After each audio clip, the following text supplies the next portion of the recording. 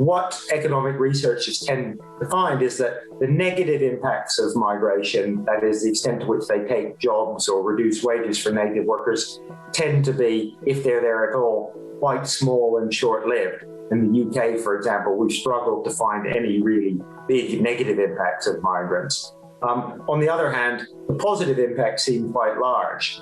Migrants do seem to boost growth, to boost productivity, often to boost entrepreneurship and innovation. Although the long-term benefits of migrant workers are popular with economists, the idea has been disputed in other spheres for centuries.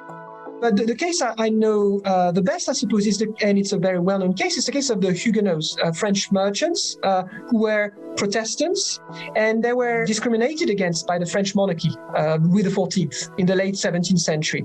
So quickly enough, they faced some hostility on the part, for instance, of the silk weavers in Spitalfields in East London. And so there was a huge debate. And what I find interesting about this example, and there are many others, is the similarity of the kinds of arguments that we still hear today about foreign migrants who are coming to a country for work. They want to assimilate because their religion is different. So in the early 18th century, that was said about these Huguenots because they were not Anglican. Obviously, the same was said for centuries about the Irish. They were Catholics. They were culturally different. You know, they were coming from the south. They were coming from France. They were dirty. Cultural, sexual demeanors were suspicious, and they were coming to steal the jobs of the local population. The British public has become considerably more positive and less worried about immigration over the last few years. What's really been interesting about this is a lack of any political backlash.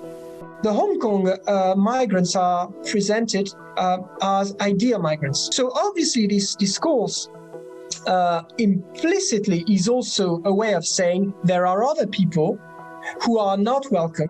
And I think it's based on flawed assumptions. The idea, once again, that there is such a thing as the average or the typical Hong Kong migrant. They're all middle class. They're all highly skilled. They all want to work in the financial sector or set up businesses. Whereas many of them are artists. Many of them are young and don't want to be pigeonholed in this way.